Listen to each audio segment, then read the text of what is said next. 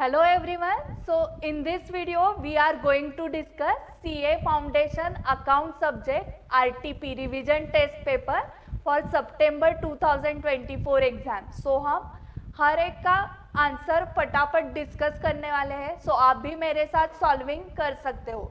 So start करते हैं with the first question of RTP September 24. First question is true or false. So state with reasons whether the following statements are true or false. So first question देखो, accrual concept implies accounting on cash basis. So ये false है.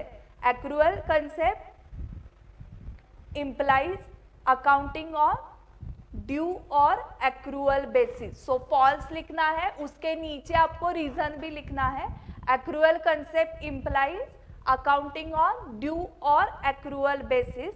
Accrual basis of accounting involves recognition of revenue and cost as and when they accrue irrespective of actual receipts or payment. So आपको reason में ये सब लिखना पड़ेगा. पहले लिखोगे accrual concept implies accounting on due or accrual basis. Accrual basis of accounting involves recognition of revenue. Revenue मतलब income or cost, that is expenses, as and when they are due irrespective of whether actually received or paid. Next question, the sales book is kept to record both cash and credit sales. False. So sales books में क्या होता है, सिर्फ credit sales of the goods. So false, the sales book is a register specially kept to record the credit sales of the goods dealt by the firm, and cash sales are entered in the cash book and not in the sales book. So आपको दोनों लिखना है कि sales book में सिर्फ क्या होता है, क्रेडिट सेल होता है and cash sales are recorded in cash book. Third, bank reconciliation statement is prepare to arrive at the bank balance. So ये भी फॉल्स है. बैंक रिकंसिलिएशन स्टेटमेंट क्यों प्रिपेयर करते हैं हम? For reconciling, for finding out the differences. Bank reconciliation statement is prepare to reconcile and explain the causes, the reasons of differences between bank balance as per cash book and same as per the bank statement as on particular date. Next, the provision for bad debts is debited to sundry debtors account. False. It is debited to profit and loss account. So false, provision for bad debts is debited to profit and loss account. In balance sheet it is shown either on liability side or deducted from the head debtors. So 99% हम क्या करते हैं, provision for doubtful debts deduct करते हैं from debtors. Next, periodic inventory system is a method of ascertaining inventory by taking an actual physical count. तो ये true है. Periodic system में हम एक्चुअली फिजिकली इन्वेंट्री काउंट करते हैं. So true, under periodic inventory system actual physical count of inventory is taken of all the inventory on hand at a particular date. So this is true. Next, so वही sentence true के case में actually वही sentence आपको repeat करना पड़ेगा as a reason in the answer. Discount at the time of retirement of a bill is a gain for the drawee. So this is also true. So drawer को जो payment मिल रहा है वो before due date मिल रहा है. So before due date अगर मिल रहा है तो उसको रीबेट देना पड़ता है, डिस्काउंट देना पड़ता है ड्रॉई को. सो ड्रॉई के लिए ये गेन है एंड ड्रॉवर के लिए ये लॉस है. सो this is true. Discount at the time of retirement of a bill is a gain for the ड्रॉई and loss for the drawer. Next, the provision for discount on creditors is often not provided in keeping with the principle of conservatism. So discount on creditors हम provide नहीं करते हैं because of the principle of conservatism. So this is true. True, according to the principle of conservatism, provision is maintained for losses to be incurred in future. Discount for on creditors is an income, so provision is not maintained. Next, partners can share profits or losses in their capital ratio when there is no agreement. So false. When there is no agreement, profits और losses are shared equally. So according to partnership act ये लिखना है आपको reference. In the absence of any agreement to the contrary, profits and losses are to be shared equally among the partners. Next, both revenue and capital nature transactions are recorded in the receipt and payment account. So this is true. All the receipts and payments, whether of revenue or capital nature, are included in receipt and payment account. Next, a fixed charge generally covers all the assets of the company, including future one. So fixed charge covers, so this is false. Floating charge covers all the assets, so this is false. Fixed charge is a mortgage on specific asset. Mortgage मतलब security. So fixed charge on a particular asset. So वो क्या है? Mortgage on specific asset. Fixed मतलब on specific, and floating charge generally covers all the assets of the company including the future one. Okay, so ये true और false हो गए. Next is theoretical framework. उसमें theory question जो 4 marks के लिए आता है, compulsory question में भी 4 marks की theory आ सकती है. Explain cash and mercantile system of accounting. So पहले कैश एंड मर्केंटाइल सिस्टम दोनों का डिफरेंस हम बताएंगे. So cash system of accounting is a system by which a transaction is recognised only if cash is received और paid. In cash system of accounting entries are made only when cash is received or paid, and no entry being made when the payment or receipt is merely due. Cash system is normally followed by professional educational institutions or not profit making organizations. Now on the other hand, mercantile system of accounting is a system of classifying and summarizing transactions into assets, liabilities, equity मतलब owners funds मतलब ही capital, cost मतलब expenses, revenue and recording thereof. A transaction is recognised when either a liability is created और impaired and an asset is created और impaired. Created तो आपको समझा, impaired मतलब reduced. A record is made on the basis of amounts having become due for payment और receipt irrespective of the fact whether it is made or received actually. Okay, so ये sentence आना important है. So ये बार बार आप 2-3 बार revise करोगे तो आप भी सेम लैंग्वेज में मेन एग्जाम में आंसर लिख पाओगे. So mercantile system of accounting is generally accepted accounting system by business entities. So पहले हमने कैश सिस्टम एक्सप्लेन की, then who follows cash system of accounting वो बताया, देन मर्केंटाइल सिस्टम एक्सप्लेन किया है, and then who follows mercantile system of accounting. Third, journal entries. सबसे easy start of the accounting जो हमने 11 से ही सीखा हुआ है. You are required to pass journal entries in the books of the Kewal, in the books of Keval. So check amounting to 9,000 from Hari Krishnan in full settlement of his account for 10,000. तो हरि कृष्ण से हमें कितना आना था 10,000, but कितने का check दिया उसने 9,000 का ही चेक दिया इन फुल सेटलमेंट. सो इन फुल सेटलमेंट जब वर्ड होता है मतलब अभी और कुछ हरि कृष्ण हमें नहीं देने वाला है, मतलब हमने उसको 1,000 का डिस्काउंट दिया है. सो चेक रिसीव्ड हुआ है इसलिए बैंक अकाउंट डेबिट 9,000, डिस्काउंट हमारा लॉस है, so debit all expenses and losses. So discount allowed account debit 1,000 to Hari Krishna 10,000. Personal account debit the receiver credit the giver. So entry हो गई bank account debit 9,000, discount allowed account debit 1,000 to Hari Krishna 10,000. Next, withdrawn for personal use goods जिसकी sale price है 8,000 and cost है 6,000. So personal use के लिए withdraw किया है तो आपको कॉस्ट कंसीडर करनी है. सेल प्राइस हम कब कंसीडर करेंगे, जब गुड्स सेल होंगे तब. यहाँ पर गुड्स सेल नहीं हुए हैं, हमने वो पर्सनल यूज के लिए विड्रॉ किए हैं एंड कैश भी विड्रॉ की है 1,000. सो ये दोनों क्या है, ड्रॉइंग्स है. तो यहाँ पर गुड्स के लिए अमाउंट लेंगे 6000 and for cash we will take 1000. So 6000 plus 1000 total drawings account debit होगा with 7000. So drawings account debit 7000 to purchases for goods withdrawn. So to purchases 6000, to cash 1000.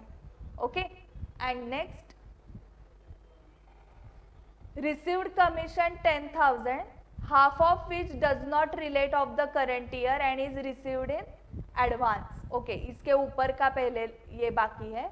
Goods costing 3000 जिसकी sale price है 4000, distributed as free sample. तो यहाँ पर भी goods का cell नहीं किया है हमने, as a free sample distribute किए हैं.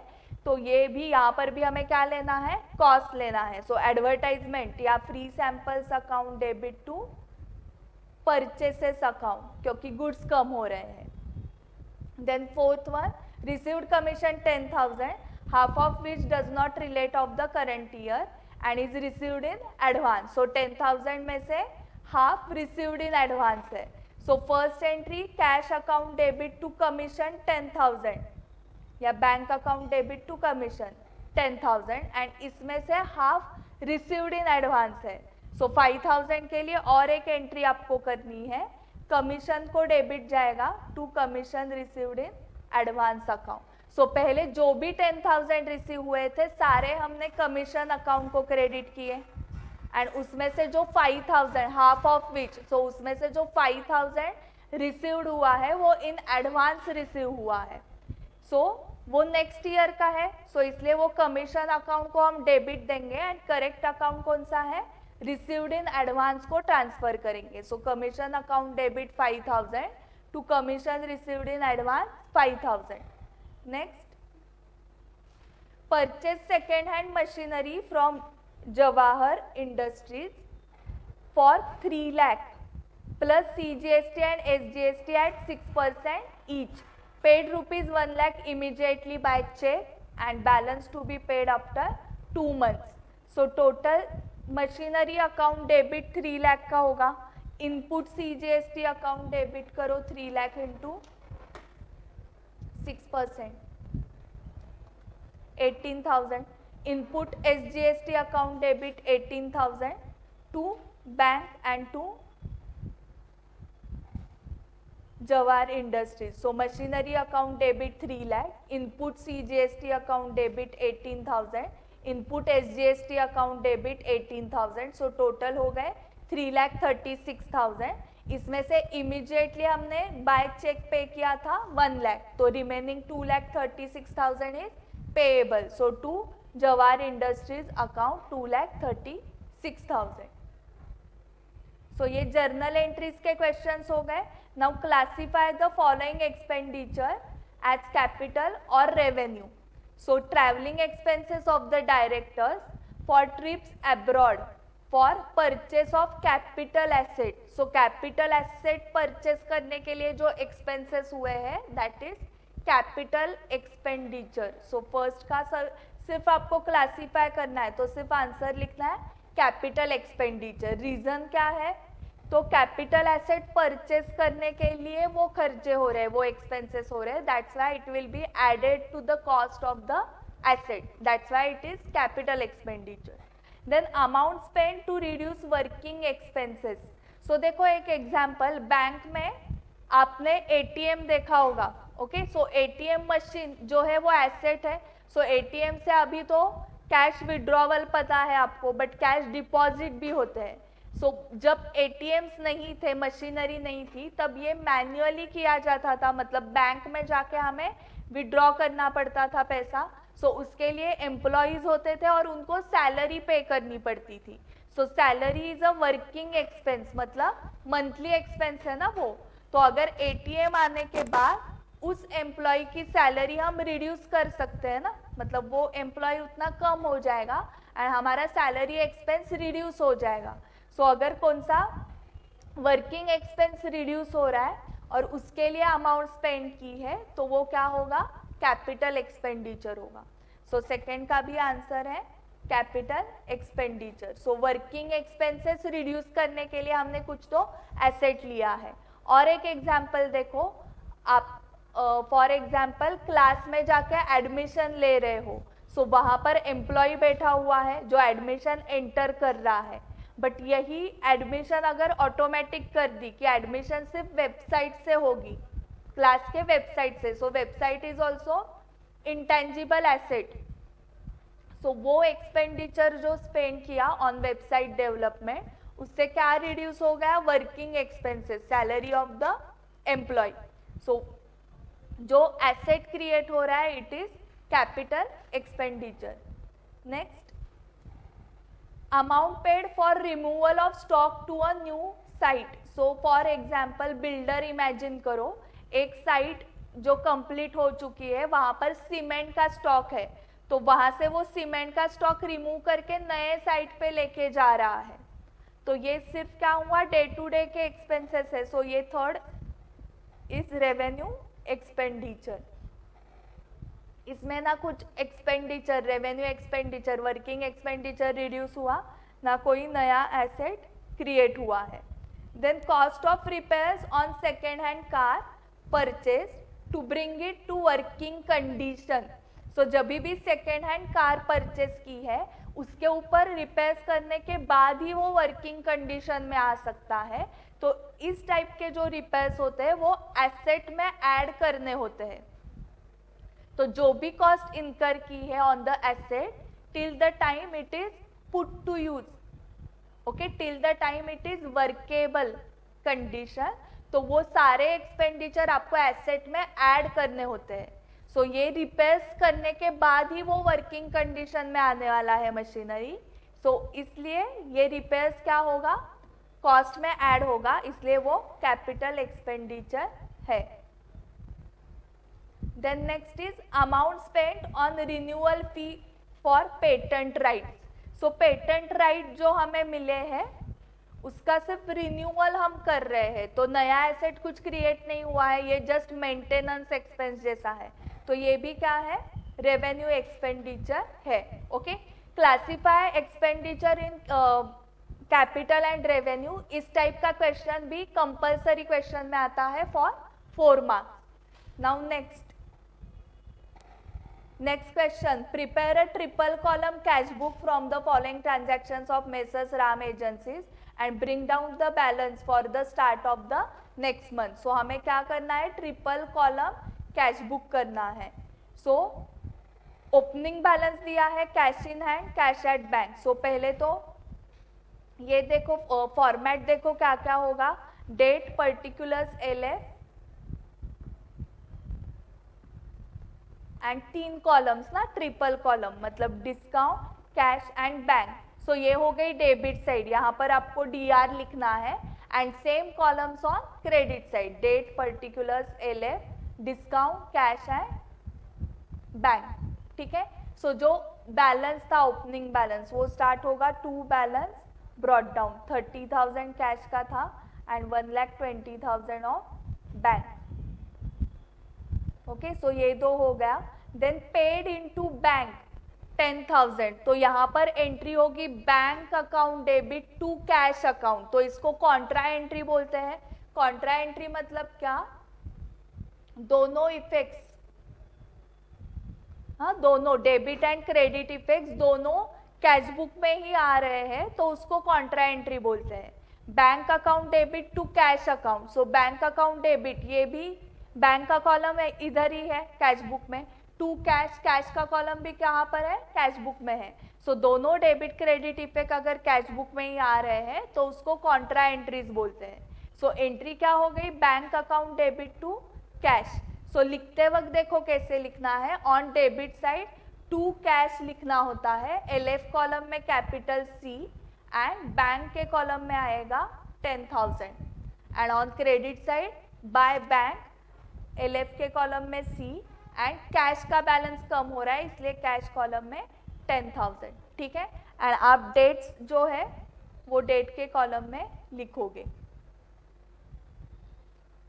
Bot furniture and issued cheque 15,000, cheque से पेमेंट किया है, सो बैंक कॉलम में जाएगा furniture account debit to bank, so on payment side by furniture bank के कॉलम में 15,000.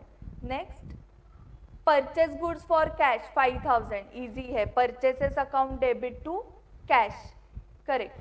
सो on debit on payment side credit side by purchases account and cash के column में 5,000.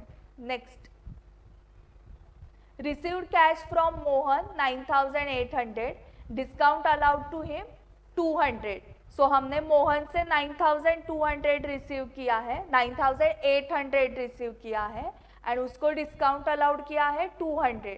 सो cash account debit 9,800, discount allowed account debit 200 to Mohan account 10,000. So ये सब हमें receipt side को लिखना है. So to Mohan account, discount के कॉलम में 200, कैश के कॉलम में 9,800. सो डेट के कॉलम में आप डेट लिख रहे हो. Next is cash sales 50,000. So सबसे इजी रिसीट साइड को cash to sales, so to sales cash के कॉलम में 50,000. Next paid to Lata by check 14,500 and discount received 500. So by check payment किया है लता अकाउंट डेबिट, इन दोनों की total 15,000, to bank 14,500, to cheque receive 500. So payment side को by Lata, discount received column में 500 and 14,500 in bank column क्योंकि cheque issue किया है. Next paid into bank 5,000, again contra entry आ गई, paid into bank, so bank account debit to cash. So receipt side को to cash C in the LF column and bank का balance बढ़ रहा है इसलिए बैंक कॉलम में 5,000 and on credit side by bank सी LF के column में एंड कैश के कॉलम में 5,000 क्योंकि कैश रिड्यूस हो रहा है. पेड इनटू बैंक वो हो गया. Next withdrawn from bank for private expenses 6,000. so private expenses मतलब drawing, so withdrawn from bank है, so drawings to bank, so payment side को by drawings and on in bank column 6,000. next received check from Gupta 14,300, allowed him discount 200. ये 24th को हुआ है and 26 check करो, deposited Gupta cheque into bank. So first जब cheque receive होता है तब उसको कैश रिसीट जैसे ट्रीट करना है क्योंकि जब कस्टमर से चेक रिसीव होता है तब हमारा बैंक का बैलेंस नहीं बढ़ने वाला है. So cheque received it treated like a cash receipt. So cash account debit 14,300, discount allowed account debit 200 to Gupta account 14,500. So on receipt side to Gupta, cash के कॉलम में 14,300 आएगा, डिस्काउंट कॉलम में 200 and next is deposited Gupta cheque into bank. तो जैसे cash deposit की entry होती है cash deposited into bank, वैसे ही चेक डिपॉजिट की एंट्री करनी है. सो एंट्री क्या होगी, bank account debit to cash, so ये भी कॉन्ट्रा एंट्री होगी. सो रिसीट साइड को टू कैश, LF के कॉलम में C एंड बैंक का बैलेंस बढ़ रहा है तो बैंक कॉलम में 14,300 and on credit side by bank LF के कॉलम में कैपिटल C एंड कैश का बैलेंस कम हो रहा है इसलिए कैश कॉलम में 14,300. उसके बाद next withdrew cash from bank for office use 20,000. So cash withdrew from bank, so cash to bank. So on debit side to bank, LF के कॉलम में C, to bank and cash withdrawn for business purpose. So cash के column में 20,000 आएगा debit side में क्योंकि cash बढ़ रहा है and on credit side by cash and LF के कॉलम में C एंड बैंक का बैलेंस कम हो रहा है इसलिए बैंक कॉलम में 20,000 and last entry paid rent by cheque. So ये इजी है, rent to bank. So payment side को बाय रेंट एंड कॉलम कौन सा, बैंक का कॉलम क्योंकि पेमेंट बाय चेक है. सो 8000, ठीक है।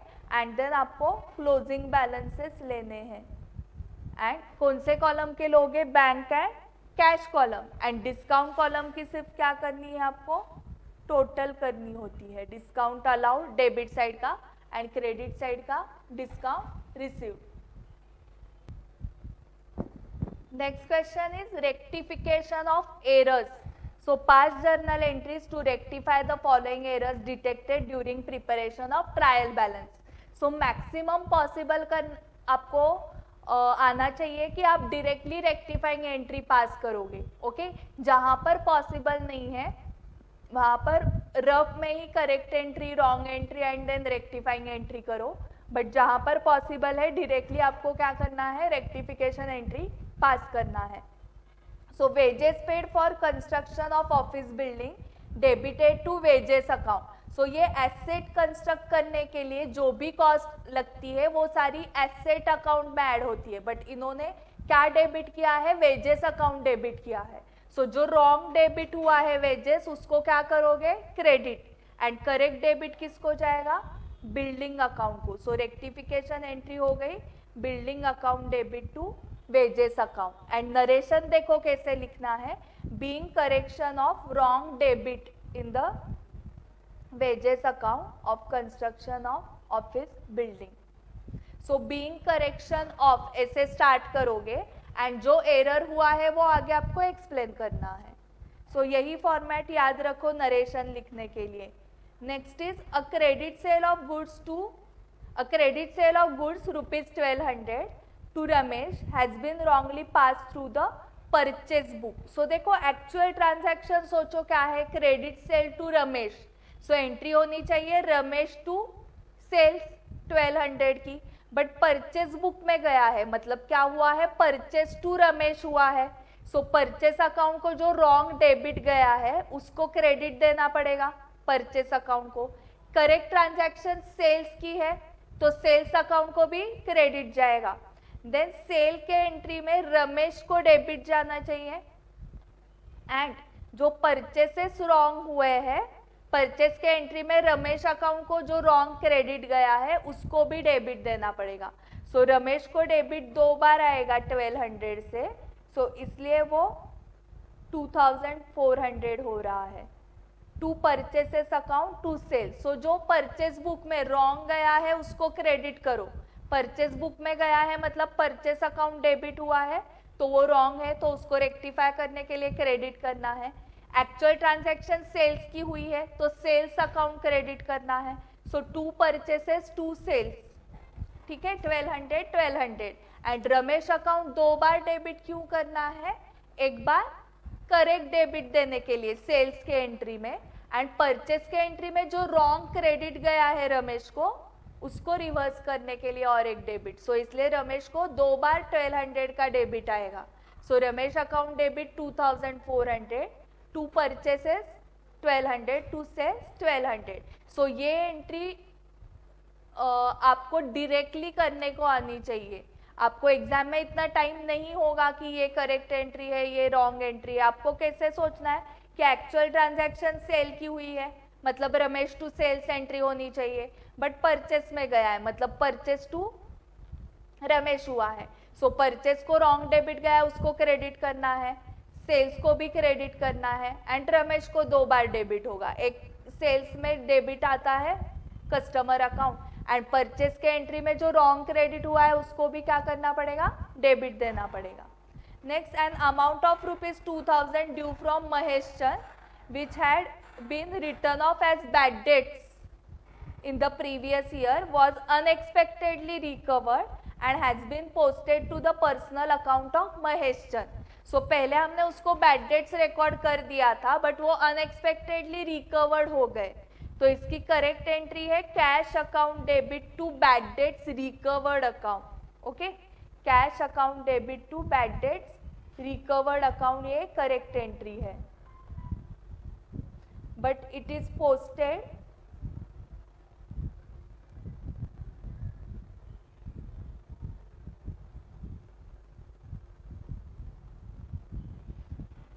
To the personal account of Mahesh Chand, ऐसे दिया है ना। and had been posted to the personal account of Mahesh Chand. So Mahesh चंद को wrong credit हुआ है, वो हमें डेबिट में डालना पड़ेगा एंड करेक्ट क्रेडिट आएगा बैड डेट्स रिकवर्ड अकाउंट को. सो एंट्री होगी Mahesh Chand account debit to bad debts recovered. Okay, so आपको डाउट ऐसे आ सकता है कि मैम आपको कैसे समझा कि वो क्रेडिट साइड को ही पोस्ट हुआ है. अगर रॉन्ग साइड हुई है ना तो वो साइड भी मेंशन करते हैं कि it is debited to the personal account of Mahesh Chand. So debit हुआ है मतलब साइड भी रॉन्ग है, बट अगर उन्होंने साइड मेंशन नहीं की है मतलब साइड करेक्ट है, क्रेडिट साइड को ही गया है, बट वो बैड डेट्स रिकवर्ड को क्रेडिट होना चाहिए था, बट उसकी जगह कहाँ पर क्रेडिट हो गया, महेश चंद के अकाउंट को.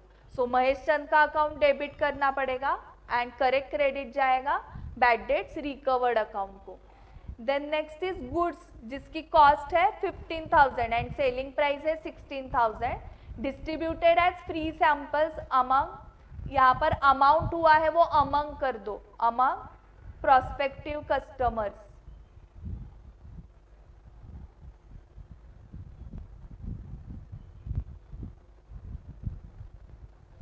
अमंग प्रोस्पेक्टिव कस्टमर्स चाहिए वो, among. Okay,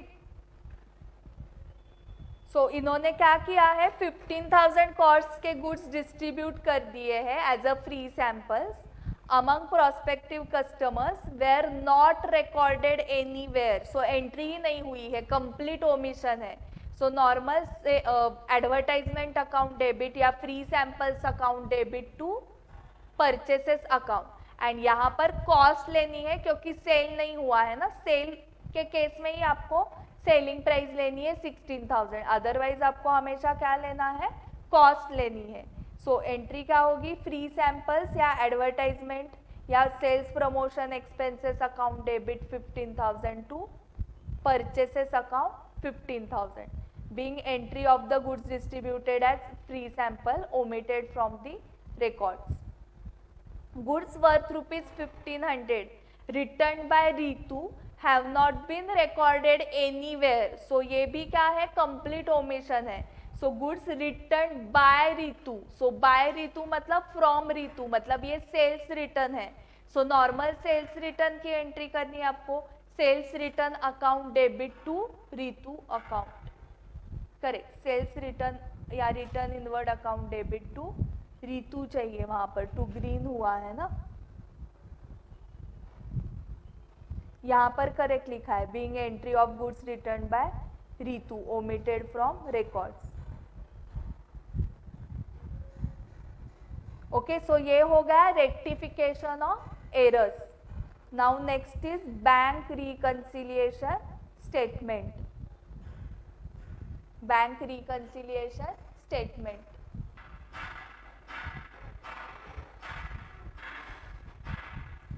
bank reconciliation statement में देखो, हमेशा हम क्वेश्चन के लाइन से पहले पढ़ते हैं.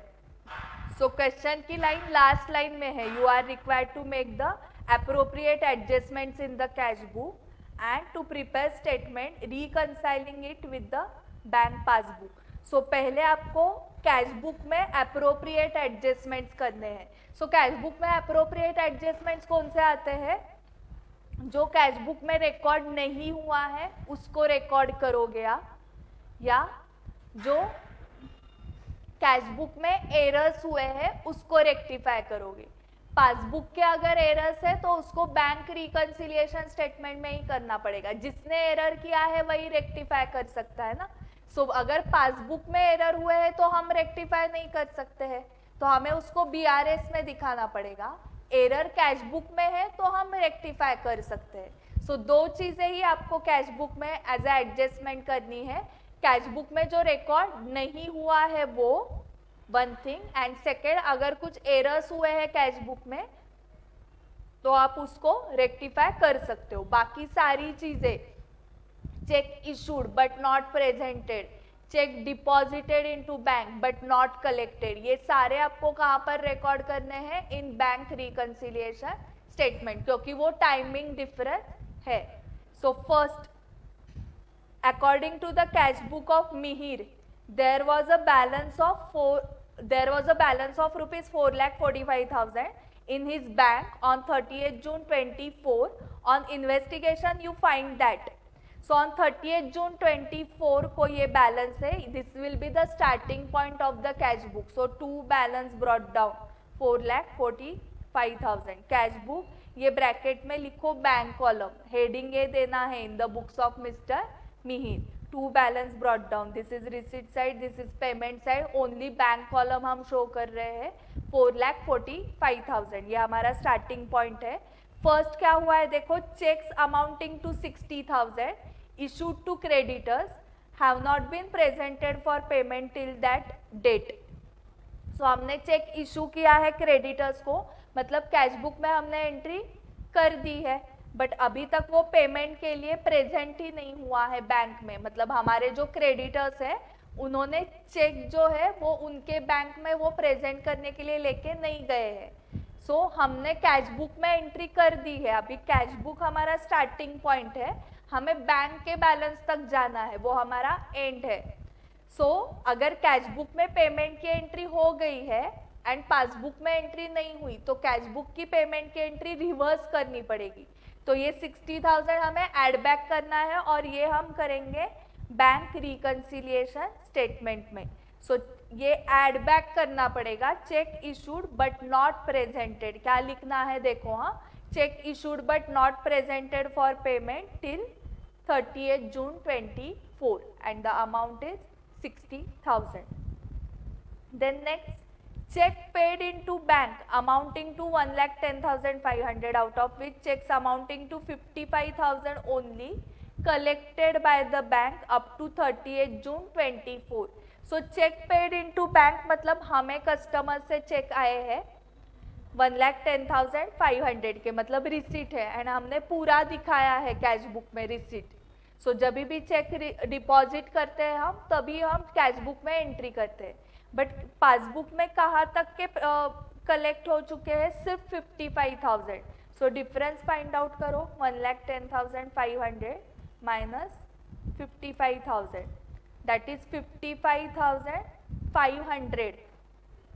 55,500 के चेक्स जो है वो अभी तक बैंक में एज ए रिसीट नहीं दिख रहे हैं ना. सो हमारा कैश बुक स्टार्टिंग पॉइंट है. कैश बुक में हमने पूरा 1,10,500 दिखाया है एंड ये पासबुक में नहीं दिख रहा है, तो ये जो आपने रिसीट दिखाई है उसको क्या करोगे, माइनस करोगे. So less cheque paid into bank for collection but not collected till 30th June. So 55,500 less करना है. बट अगर आप स्टार्टिंग पॉइंट देखोगे तो this is adjusted balance as per cash book. अभी तक हमारा एडजस्टेड बैलेंस कैलकुलेट करना बाकी है, क्योंकि पहले दोनों एडजस्टमेंट्स जो आ गए वो कैसे आ गए, एज पर मतलब वो बैंक रिकंसिलिएशन के ही आ गए ना दोनों.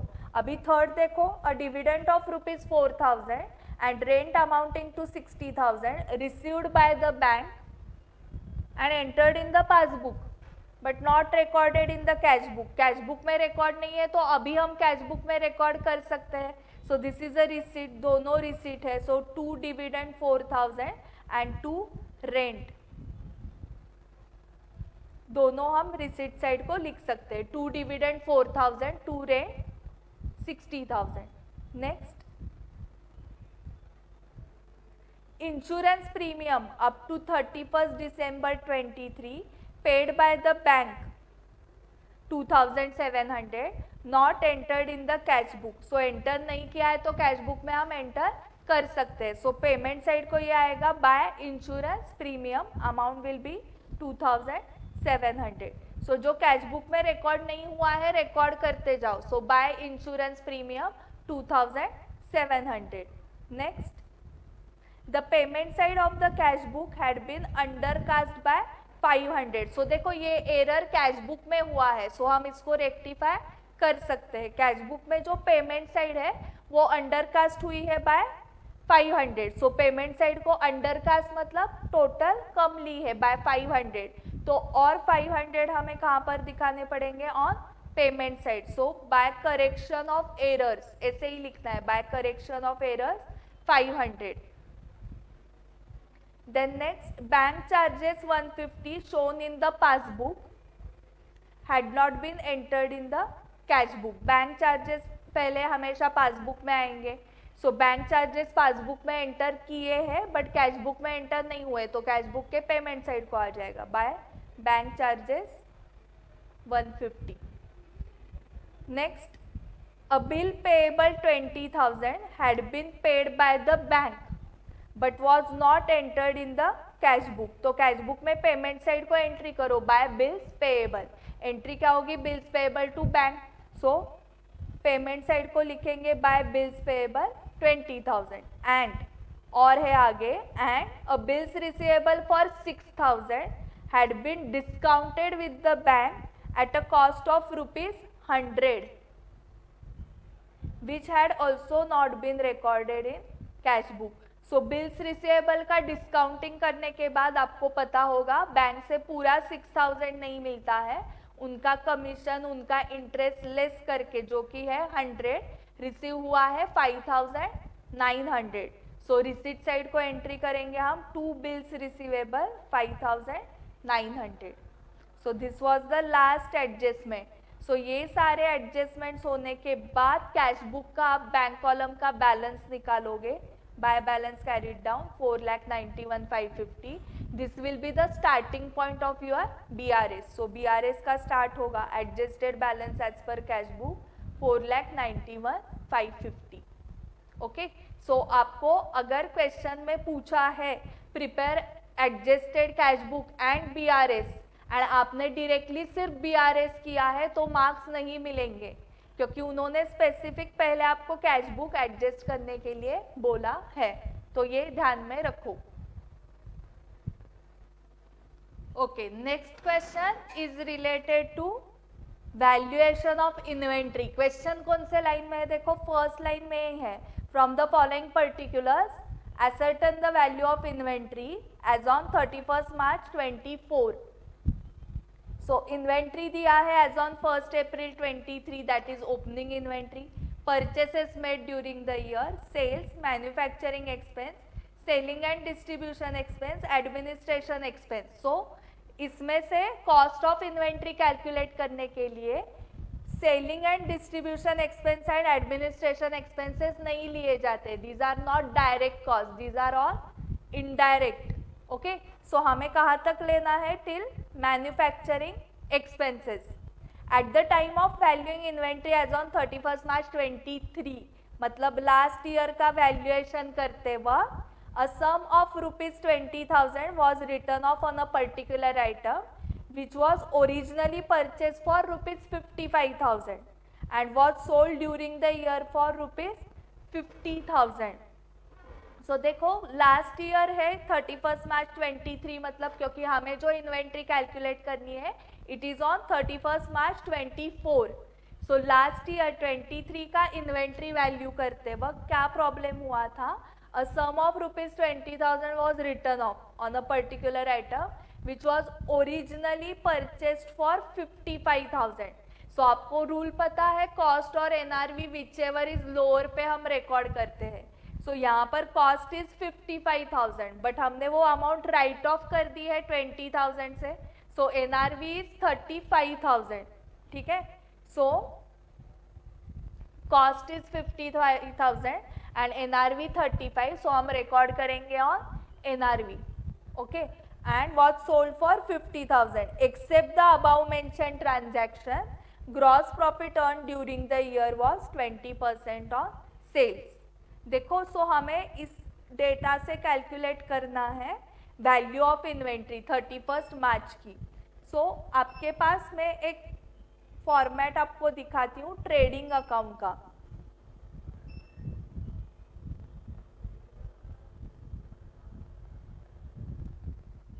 सो रफ में ट्रेडिंग अकाउंट में बना रही हूँ.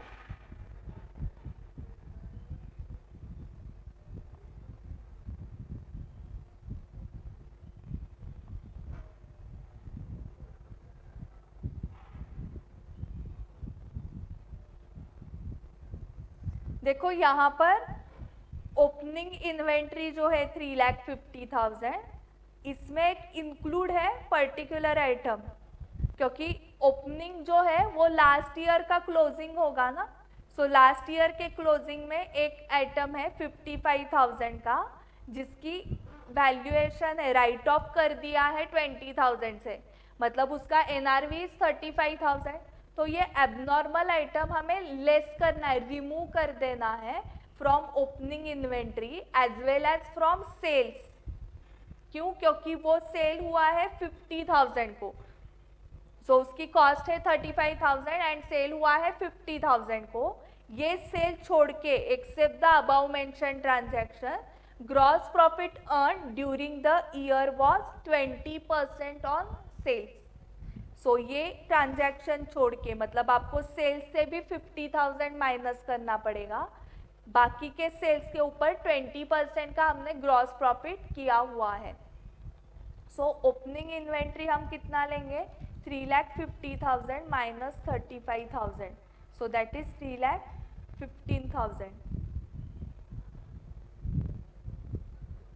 to opening stock. Then to purchases,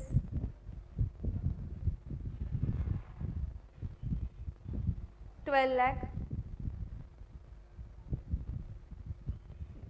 Then next is sales, but sales से भी आपको वो एबनॉर्मल आइटम बोलते हैं उसको, एबनॉर्मल सेल हमें माइनस करने 50,000 का, तो 18 लाख ही आ जाएगा।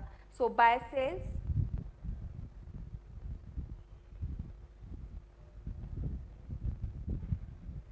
18 lakh. Then next one is manufacturing expenses 1 lakh on debit side.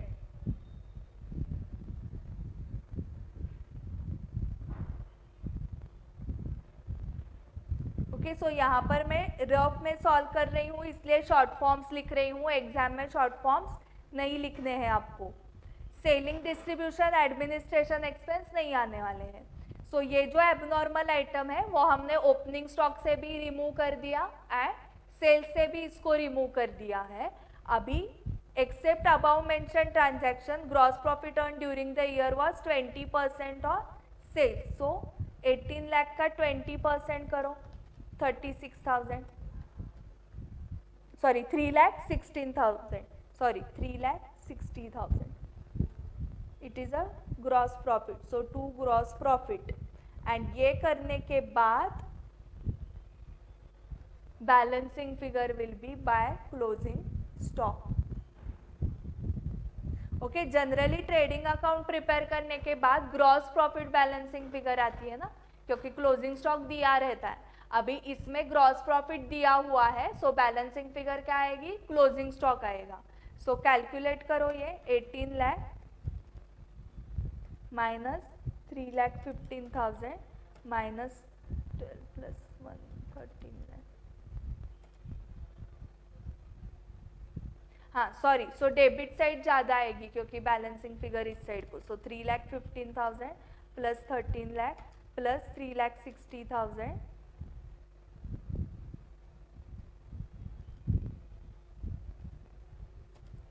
Minus 18 lakh. So 1,75,000 पहले डेबिट साइड की टोटल लेनी पड़ेगी। This is the balancing figure. So आप ट्रेडिंग अकाउंट प्रिपेयर करके इन्वेंट्री निकाल सकते हो, या दूसरी मेथड जो उन्होंने दी है वो स्टेटमेंट फॉर्म में है। सो स्टेटमेंट में ये सेम ही है। सो हेडिंग पहले लिखोगे statement of inventory in trade as on 31 March 24।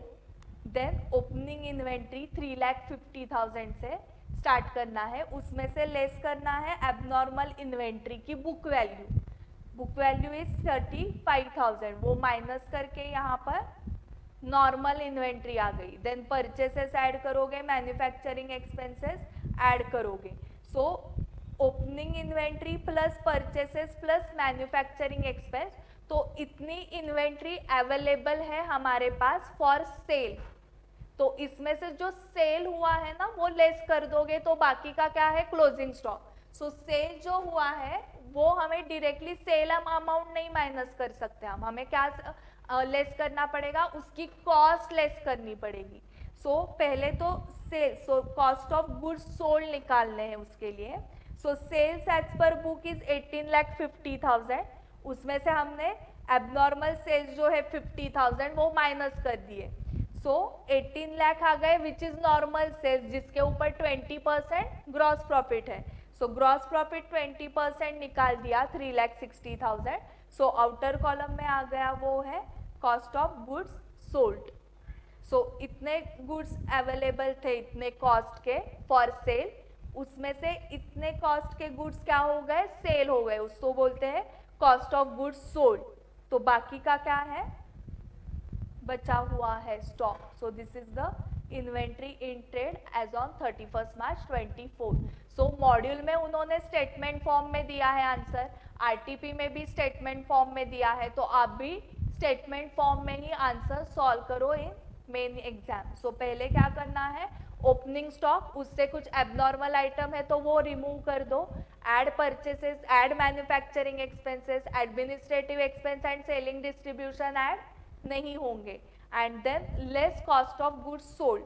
So cost of goods sold के लिए सेल्स लेने हैं, उसमें से कुछ एबनॉर्मल सेल्स है तो वो रिमूव कर दो. फिर नॉर्मल सेल्स से प्रॉफिट लेस कर दो.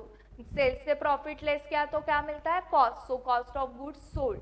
सो अवेलेबल गुड्स की cost minus cost of goods sold. तो जो कॉस्ट रहती है it is the cost of goods in hand, that is inventory. Next is depreciation and amortisation. So क्या करना है, क्वेश्चन की लाइन पढ़ो. Give the motor truck account for the year ending 31 March 23 and 31 March 24. So 2 years का हमें motor truck account prepare करना है. Messrs Deepak transport company purchase 10 trucks at ₹50 lakh each on 1st October 2020. On 1st January 22. सो यहाँ पर एक correction करो, ये 1st January 23 करना है. यहाँ पर एक करेक्शन करो, 1st January 23 कर दो उसको. One of the truck is involved in an accident and is completely destroyed and 35 lakh is received from the insurance in full settlement. On the same date, another truck is purchased by the company for the sum of ₹60 lakh. On the same date मतलब वो date है 1st January 23. The company writes off 20% of the original cost per annum. So original cost पे 20%. So ये SLM method है, straight line method है. सो कैसे calculation start करना है, हमें 31 March 23 year and and 31 March 2024 2 years के मोटर ट्रक अकाउंट प्रिपेयर करने. सो 31 मार्च 23 ईयर एंड है तो स्टार्ट होगा 1 अप्रैल 22 से स्टार्ट करना पड़ेगा. बट यहाँ पे जो ट्रक्स परचेस किए हैं वो 1 अक्टूबर 2020 को परचेस किए हैं. सो 1 अक्टूबर 2020 से लेके 1 अप्रैल 22 तक का आपको बैलेंस कैलकुलेट करना पड़ेगा, मतलब डेप्रीसिएशन लेस करके ओपनिंग बैलेंस पे हमें आना पड़ेगा. सो एक ट्रक है 50 लाख का, ऐसे 10 ट्रक्स है एंड 1 अक्टूबर 2020 को परचेस किए. एंड ये ईयर क्या फॉलो करते हैं, अप्रैल टू मार्च. सो 1 अक्टूबर को जो परचेस किया है सो उस ईयर का जो डेप्रीसिएशन है वो कितने मंथ्स का आएगा, 6 मंथ्स का आएगा, अक्टूबर टू मार्च. सो पहले आपको ये वर्किंग नोट करनी है. सो अभी मैं आपको डायरेक्टली एक्सप्लेनेशन डिस्कशन करते हैं, सॉल्विंग आप पॉज करके सॉल्व करो. ओके सो देखो ये ओरिजिनल कॉस्ट ऑफ 1 ट्रक है ऑन 1 अक्टूबर 2020. इसका डेप्रीसिएशन फॉर 2020-21 ईयर के लिए आएगा 6 मंथ्स का एंड डेप्रीसिएशन का रेट था 20% ऑन कॉस्ट. सो मतलब 6 मंथ्स के लिए 10% हो गया वो. सो 5 लाख, सो 45 लाख आ गया. सो ये आ गया 1 अप्रैल 21 का बैलेंस. अभी 21-22 का भी डेप्रीसिएशन करना है, वो पूरे साल का आएगा. सो ओरिजिनल कॉस्ट पे 20%, सो वो आ जाएगा 10 लाख. सो ऐसे करके 35 lakh is the opening balance of 1 truck. Okay, so ये देखो यहाँ पर calculation of WDV of 10 trucks as on 1 April 22। So एक ट्रक का बैलेंस है 35 लाख, तो ऐसे 10 ट्रक्स का बैलेंस होगा 3 करोड़ 50 लाख। सो हमारा स्टार्ट हो गया to balance brought down 3 crore 50 lakh. Okay, ये स्टार्ट हो गया है। अभी क्या हुआ है देखो, ऑन 1 जनवरी 23 लेना है। हाँ, इसको one of the truck is involve in an accident and is completely destroyed and 35 lakh is receive from insurance in full settlement. So 35 lakh हमें रिसीव हुए हैं फ्रॉम इंश्योरेंस कंपनी। सो जैसे सेल होता है, सेल होने के बाद हम फाइंड आउट करते हैं प्रॉफिट और लॉस ऑन सेल, तो वैसे ही इंश्योरेंस कंपनी से अमाउंट मिलने के बाद हमें कंपेयर करनी है वो amount with the WDV। Okay, so ये 1 Jan 23 का WDV हमें ट्रक का निकालना पड़ेगा। That WDV we will compare with the amount receive from insurance company. So देखो यहाँ तक हम ऑलरेडी आ चुके हो ओपनिंग बैलेंस तक 35 लाख। अभी ये 1 Jan 23 मतलब 9 मंथ्स का डेप्रीसिएशन। तो कैसे कैलकुलेट करोगे, ओरिजिनल कॉस्ट लो 50 लाख, उसके ऊपर into 20% into 9 divided by 12, so 7,50,000। Okay, so ये लेस करके माइनस 35 लाख माइनस 7,50,000, 27,50,000 WDV था एंड हमें इंश्योरेंस कंपनी से रिसीव्ड हुआ है 35 लाख। सो यहाँ पर प्रॉफिट हुआ है ना, सो 35 लाख माइनस 27,50,000, सो 7,50,000 का प्रॉफिट हुआ है। सो एंट्री कैसे करोगे, first entry bank account debit to machinery account 35 lakh. So machinery account के क्रेडिट साइड को जाके 1 Jan 23 है हाँ date, by bank account 35 lakh and इसमें से जो प्रॉफिट का पोर्शन है वो P&L अकाउंट को क्रेडिट होगा। सो प्रॉफिट का पोर्शन है 7,50,000, तो उसकी सेकेंड एंट्री होगी machinery account debit to profit and loss account, profit on settlement of truck 7,50,000। Okay, but देखो हमने स्टार्ट किया था फ्रॉम 1 अप्रैल 22, तो हमें 9 मंथ्स का डेप्रीसिएशन भी यहाँ पर लिखना है 1 Jan 23 को by depreciation on asset loss. So 9 months का डेप्रीसिएशन आएगा 7,50,000। डेप्रीसिएशन की एंट्री नॉर्मल होगी, depreciation account debit to truck account. So जब भी एसेट सेल होगा या वो लॉस्ट होके इंश्योरेंस कंपनी से पैसे मिलेंगे, accounting treatment is same. First आप डेप्रीसिएशन रिकॉर्ड करो till the date of sale और till the date of loss, वो डेप्रीसिएशन की एंट्री करो। देन जो अमाउंट रिसीव हुई है फ्रॉम सेल या फ्रॉम इंश्योरेंस कंपनी वो बाय बैंक आ जाएगी। प्रॉफिट हुआ है तो इस साइड आ जाएगा to profit and loss, and loss हुआ है तो बाय प्रॉफिट एंड लॉस आ जाएगा। ठीक है, सो ये सब हो गया उस ट्रक का जो लॉस हुआ था एंड जिसके इंश्योरेंस कंपनी से पैसे मिल गए हैं। Now on the same date another truck is purchased by the company for the sum of 60 lakh. So इसकी entry machinery account truck account debit to bank account 60 lakh. Okay, अगर मैंने मशीनरी यूज किया है वर्ड तो sorry, it's truck account debit. So truck account debit to bank 60 lakh. अभी ये कब purchase किया है 1 Jan को, तो इसके ऊपर डेप्रीसिएशन आएगा 3 मंथ्स का, Jan Feb and March. And हमारे पास टोटल पहले से 10 ट्रक्स थे, उसमें से एक ट्रक लॉस में गया, तो अभी भी 9 ट्रक्स हमारे पास है, तो वो 9 ट्रक्स के ऊपर पूरे साल का डेप्रीसिएशन आएगा।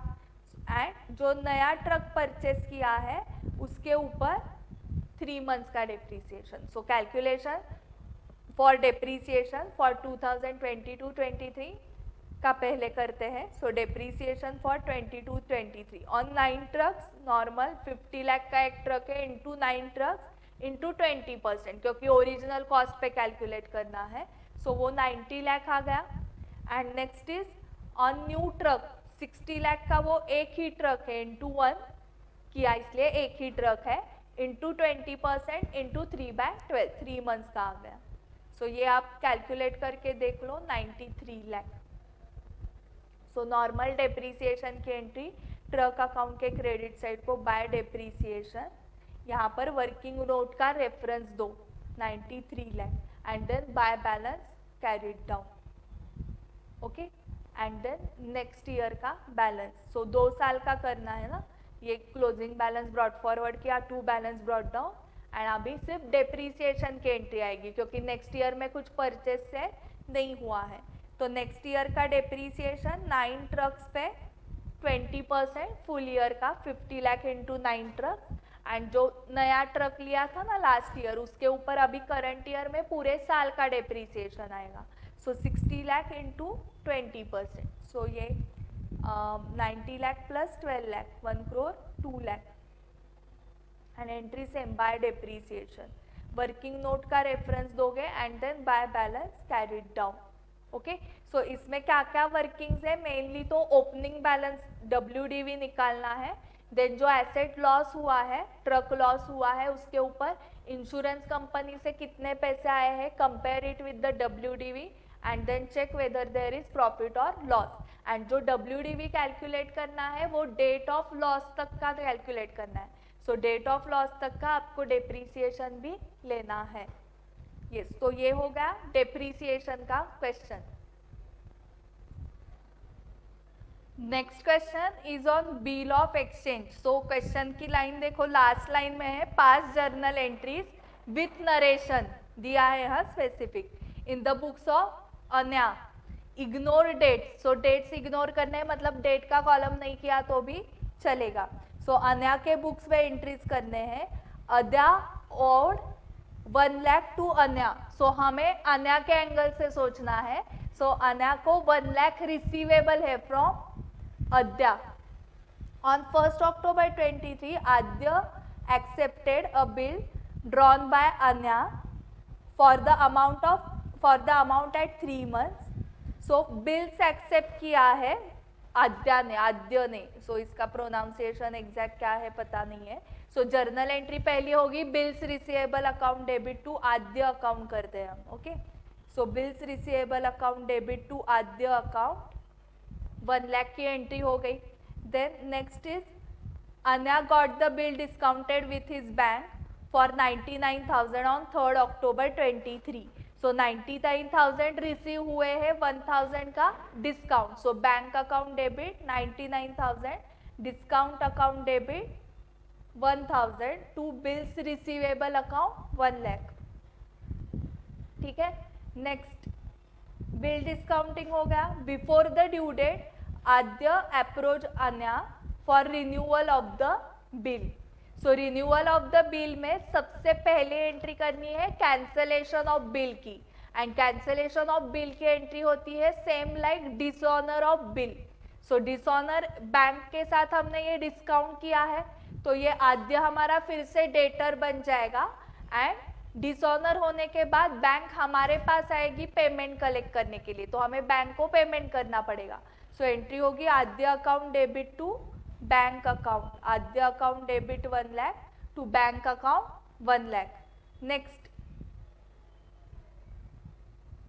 Before the due date Adya approach Anya for renewal of the bill. Anya agreed on the condition that 50,000 be paid immediately together with interest on the remaining amount at 12% per annum for 3 months. So cancellation के बाद second entry होती है interest की। सो 50,000 1 लाख में से 50,000 immediately पे करते हैं, सो रिमेनिंग इज 50,000, तो उसके ऊपर 12% इंटू 3 मंथ्स। सो 50,000 इंटू 12% इंटू 3/12, सो 1500, ओके। सो 1500 क्या होगा, इंटरेस्ट लगने वाला है विच इज रिसीवेबल फ्रॉम आद्य। तो पहले इंटरेस्ट की एंट्री करो, Adya account debit to interest account 1500, and then हमें 50,000 प्लस 1,500 इमीडिएटली रिसीव होने वाले हैं। सो 50,000 plus 1,500 51,500 bank account debit to Adya account. Okay, so यहाँ पर दिया है on the condition that 50,000 be paid immediately together with interest on the remaining amount. So 51,500 and for the balance Adya should accept a new bill at 3 months. So new bill balance कितना रहेगा? 50,000 का नया bill बनेगा, उसकी entry bills receivable account debit to Adya account 50,000. Next, these arrangements were carried out. But afterwards Adya become insolvent and 40% of the amount could be recovered from his estate. So वो insolvent हो गया तो ये bill भी dishonour हुआ, cancel करना है. तो Adya account debit to bills receivable 50,000 की entry and 40% could be recovered ना फ्रॉम हिज estate. So 50,000 का 40% करो, that is 20,000. 50,000 into 40%, 20,000 is received and बाकी 30,000 is bad debt. So entry होगी बैंक अकाउंट डेबिट 20,000 आ गए 40%, बाकी 60% is bad debt. So bad debts account debit 30,000 to आद्य account 50,000. Okay, so bank account debit 20,000, 50,000 का 40%. And this is bad debts 50,000 into 60%. So देखो यहाँ पर narrations आपको लिखने हैं, हाँ सभी इसमें. सो नरेशन गो थ्रू करके जाओ मेन एग्जाम को जाने से पहले. सो ये हो गया बिल ऑफ एक्सचेंज का. यहाँ पर स्पेसिफिक दिया था इग्नोर डेट्स, अदरवाइज आपको डेट का कॉलम भी प्रिपेयर करना है. Next question, final accounts and rectification of errors, मतलब दोनों का कॉम्बिनेशन है ये. सो क्वेश्चन देखो क्या है, last line, give the necessary journal entries, पहले एंट्रीज देने हैं in respect of 1 to 4 and prepare the final accounts for the year ended 31 March 24. Okay, so entries देखो,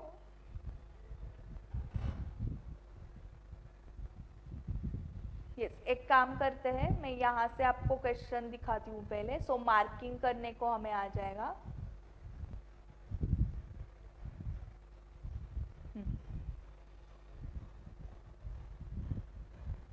यस, सो पहले क्या दिया है, the following is the trial balance of mister Shekhar on 31 March 24. So capital liability side drawings क्या करोगे, deduct from capital. Fix asset का opening balance दिया हुआ है, फिक्स एसेट एडिशंस जो हुए हैं सो दोनों मिला के 3,40,000 एसेट साइड को आएगा. Opening stock trading debit, purchases trading debit, purchase return deduct from purchases, sales trading credit, sales return deduct from sales, debtors asset side, creditors liability side, expenses P&L debit, fixed deposit with bank asset, interest on fixed deposit, yes P&L credit. Cash 8,000 हुआ है तो ये cash credit लिखो यहाँ पर, क्योंकि देखो credit column में 8,000 मतलब कैश क्रेडिट मतलब बैंक ओडी है ये. ओके, क्रेडिट कॉलम में कैश का बैलेंस नहीं आ सकता ना, so this is cash credit on bank OD 8,000. Then suspense account है 2,000 का. सो इसका रेक्टिफिकेशन ऑफ एरर्स करने के बाद सस्पेंस अकाउंट नील हो जाएगा. सो सस्पेंस अकाउंट क्रेडिट बैलेंस से याद रखो 2,000 का. डेप्रीसिएशन इधर ही आया है, ट्रायल बैलेंस में अगर कोई आइटम है तो उसका एक ही इफेक्ट देना है. सो P&L डेबिट को आएगा ये. ओके, एक ही इफेक्ट क्यों देना है, क्योंकि ऑलरेडी एक इफेक्ट हमने दिया हुआ रहता है. So depreciation account debit to fixed assets, ये एंट्री ऑलरेडी हो गई है टू फिक्स एसेट, मतलब फिक्स एसेट से डिडक्ट हो गया है, इसलिए फिर से डिडक्ट नहीं करना है, सिर्फ P&L को डेबिट जाएगा. ये हिडन एडजस्टमेंट है, रेंट पे किया है 17,000 अप टू 31 अगस्त 17 मंथ्स का. सो 1 मंथ का कितना आएगा 1,000. सो 12 मंथ्स का 12,000 एंड बाकी 5 मंथ्स का क्या है प्रीपेड है, तो deduct from rent and second effect asset side को आएगा प्रीपेड रेंट, करेक्ट। इन्वेस्टमेंट्स किए हैं 12% ऑन 1 अगस्त 23, 2,50,000 के, तो इसके ऊपर इंटरेस्ट रिसीव नहीं हुआ है क्योंकि ये जो इंटरेस्ट रिसीव्ड है it is interest on fix deposit है ये, ओके। फिक्स डिपॉजिट पे 20,000, so interest on investment receivable है। सो दो इफेक्ट्स आएंगे। सो 1 अगस्त 23, सो 1 अप्रैल से अप्रैल में जून जुलाई 4 मंथ्स हो चुके हैं। सो 8 मंथ्स का इंटरेस्ट कैलकुलेट करना है। सो 2,50,000 इंटू 12% इंटू 8/12, 20,000 इज रिसीवेबल। सो दो इफेक्ट्स क्या आएंगे बताओ, asset side receivable and P&L credit, correct. And bank balance कहाँ पर जाएगा, on asset side, correct. Stock on 31 March 22 was valued at 1 lakh, इसके दो effects, trading credit and asset side, correct. Depreciation is to be provided at 8% per annum on the fixed assets purchased during the year. So ये mark करो, जो fix assets during the year purchase किए हैं उसके ऊपर depreciation provide करना बाकी है। सो इसके दो इफेक्ट्स आएंगे ना, एडजस्टमेंट में है, डेप्रीसिएशन किया ही नहीं है provide. So P&L debit and deduct from asset, correct. A scrutiny of the books of accounts revealed the following matters. So पहले हम इसका डेप्रीसिएशन का देखते हैं। ये फिक्स एसेट 1 अक्टूबर को परचेस किया है, 23 कर दो इसको, 24 नहीं चाहिए। सो 6 मंथ्स का आएगा ना, सो 2 लाख पे 10% इज 20,000 एंड 6 मंथ्स का 10,000। So deduct from asset and P&L debit. Now rectification देखते हैं। 20,000 drawn from bank was debited to drawings account, but out of this amount withdrawn 12,000 was used in the business for day-to-day expenses. So हमने bank से 20,000 draw किया है but पूरा debit कर दिया है, was debited to drawings account. So drawings account को पूरा डेबिट हुआ है बट वो बोल रहे हैं out of this 12,000 was used in the business for day to day expenses, तो वो एक्सपेंसेस अकाउंट में जाएगा ना।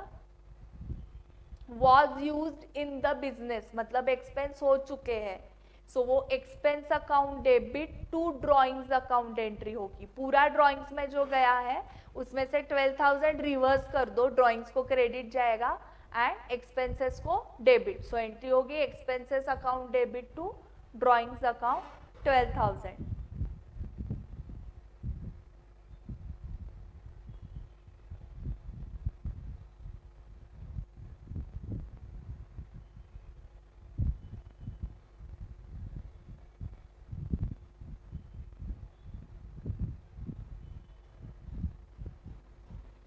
सो फर्स्ट एंट्री हो गई expenses account debit to drawings account 12,000।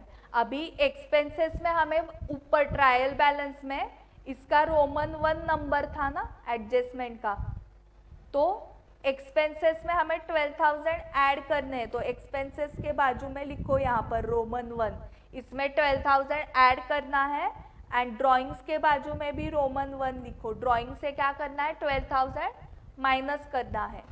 Second rectification entry, purchases of goods worth ₹16,000 was not recorded in the books of account up to 31st March 24, but the goods were included in stock. Stock में हमने लिए उसको physically but purchases की entry ही नहीं की। So entry normal purchases account debit to creditors account. So roman 2 purchases के बाजू में लिखना पड़ेगा क्योंकि परचेसेस में ऐड करना है एंड क्रेडिटर्स में भी लिखना पड़ेगा क्योंकि उसमें भी ऐड करना है। And rectification entry purchases account debit 16,000 to creditors account 16,000। Next third rectification, purchase return of 1,000 was recorded in the sales return journal and the amount was correctly posted to the parties account on the correct side. So parties account में कुछ भी problem नहीं है, actually purchase return किया है हमने। सो entry क्या होनी चाहिए, पार्टी अकाउंट मतलब supplier account debit to purchase return. So supplier account को करेक्ट डेबिट हो चुका है, बट वो परचेस रिटर्न को क्रेडिट नहीं हुआ। कहां पर गया? Sales return. सेल्स रिटर्न को डेबिट करते हैं तो सेल्स रिटर्न को जो रॉन्ग डेबिट गया है उसको क्रेडिट करना पड़ेगा। And purchase return actually transaction हुई है तो उसको भी क्रेडिट करना पड़ेगा। सो डेबिट किसको देंगे फिर? Suspense account. सो ये जो सस्पेंस अकाउंट का क्रेडिट बैलेंस था 2000 वो नील हो रहा है रेक्टिफिकेशन एंट्री में। Suspense account debit 2000 to purchase return, क्योंकि वहां पर एंट्री नहीं गई।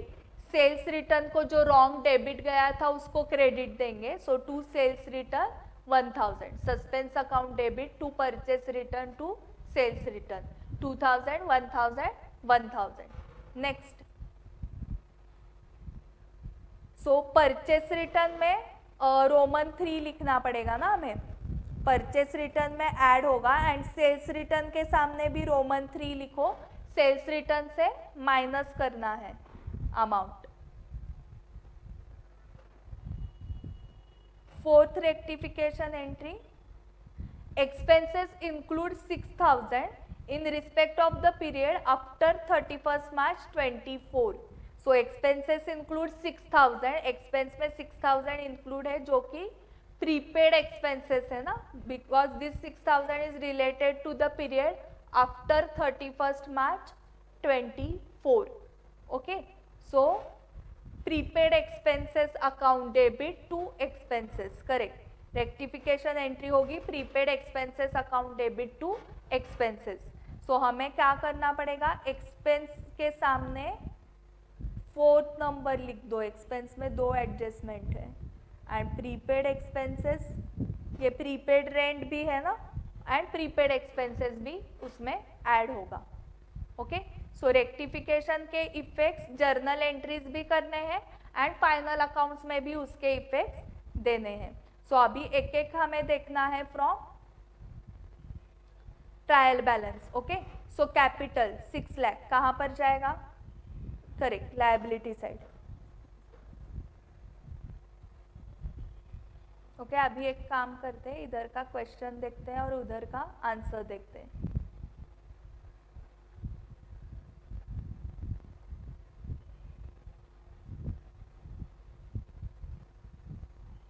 ये सो कैपिटल देखो 6 लाख इनर कॉलम में आएगा ओपनिंग।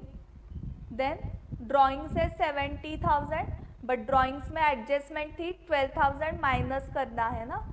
सो लेस होगा ड्राइंग 70,000 माइनस 12,000 58,000 ही लेस करना है। देन नेक्स्ट फिक्स एसेट्स का opening 1,40,000 on asset side and उसमें एडिशंस ऐड करने हैं। Fixed assets 1,40,000 additions 2 lakh and additions पे डेप्रीसिएशन था ना। सो 3,40,000 एडिशंस पे सिर्फ डेप्रीसिएशन 6 मंथ्स का, दैट इज 10,000 10% से था। सो 20,000 पूरे साल का, 6 मंथ्स का 10,000। And second effect P&L account to depreciation, ये 14,000 जो ट्रायल बैलेंस में है एंड टू फर्दर डेप्रीसिएशन 10,000 जो नया एसेट परचेज किया उसके ऊपर। Then opening stock to opening stock 60,000, trading account debit side to opening stock 60,000। Then purchases थे, परचेसेस 16 लाख। परचेसेस में एडजस्टमेंट्स कुछ नहीं है, बट परचेस रिटर्न माइनस करना है। Okay, sorry amount not recorded है 16,000, करेक्ट। परचेसेस में वो 16,000 ऐड करना है, वो एंट्री नहीं हुई थी ना। Then next is purchase return 69,000। So purchase return में और परचेस रिटर्न ऐड करने थे 1,000 के। सो 69 प्लस 1,000 टोटल 70,000 के परचेस रिटर्न है जो आएंगे यहाँ पर। Then next sales, by sales 22 lakh and sales minus sales return. So by sales inner column में पहले लिखोगे trading account credit side 22 lakh and then sales return 99,000 minus 1,000 के जो रॉन्ग सेल्स रिटर्न थे वो माइनस किए फ्रॉम 99,000। डेटर्स 2,50,000, ये कहाँ पर जाएगा? On asset side, correct. Debtors 2,50,000, no adjustment to debtors. Then creditors, उसको भी adjustment है 2,20,000 में, not purchases not recorded add करना है 16,000. Then next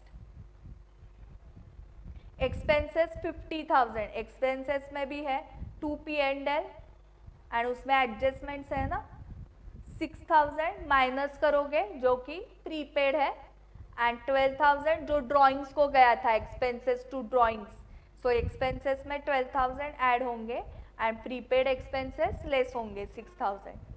then fixed deposit with bank 2 lakh कहाँ पर आएगा? On asset side. Fixed deposit with bank on asset side 2 lakh. Bank FD 2 lakh. Next interest on FD 20,000. So ये P&L credit. Interest on FD P&L credit by interest on FD 20,000.